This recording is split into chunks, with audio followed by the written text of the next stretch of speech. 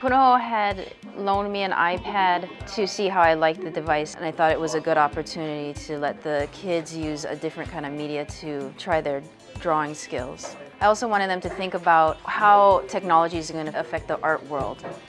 I had chanced upon an article on David Hockney, and he's always been on the cutting edge of technology in the art world. He used the iPad to create a whole show, and he actually ended up emailing the whole show into the gallery.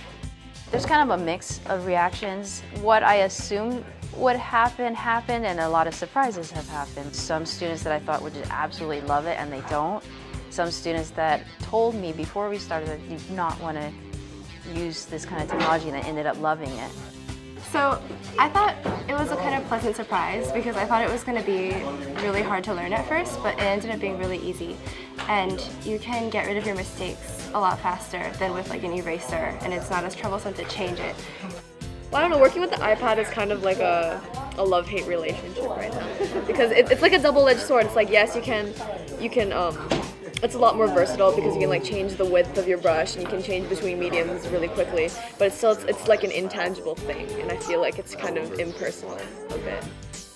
I definitely agree that like it's kind of cool because it does a lot of different things than like a traditional sort of pencil, paper, paint, or physical medium does. Like you can replicate things quickly with layers and you can organize your work, but it definitely loses something.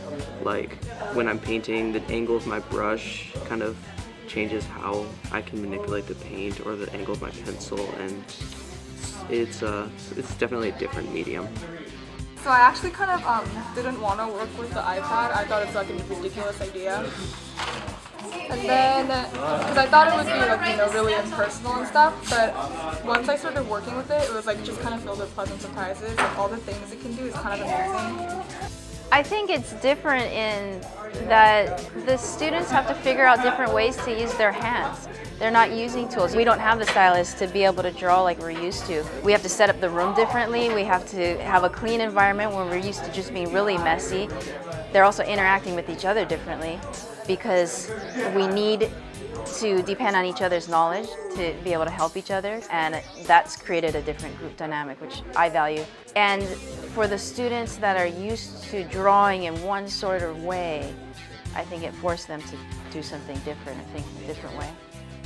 But definitely do this again. I think it's good for the students to try something new, to apply skills in different ways is always a valuable experience.